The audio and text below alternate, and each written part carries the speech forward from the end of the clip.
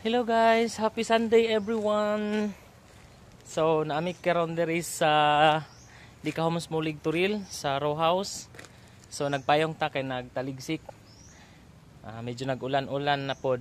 So mabasa atong hubon, cheres. No. Masig Sunday. Trabaho gyapon ta. Ugma trabaho gyapon. Hantod sa hantod trabaho gyapon ta. Di ta mo undang og panarbaho kay magbayad gastong mga utang. Trabaho gyapon ta, ha? Trabaho gyapon. Asa ra man ang pahulay ug makaluyan. Chares.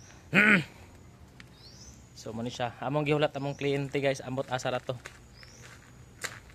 So ang among client karon is nag-board lang pud sila diri sa Deka Homes Mulig Turil sa row house. So nagrenta lang sila diri. And then nakita nila amo ang page nga nay available. So instead na magbayad sila sa ilang renta, magkuha na lang sila og unit diri sa row house.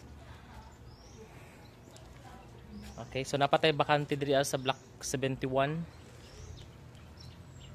So sa katong gusto mag-invest og row house, na siya. Pwede nimo dili apoyan, pwede nimo siya parentahan. Barato lang kay 7,000 plus ang lang ang monthly. Og maara to. Happy East West ang nakong payong. Habago de everyone by mo.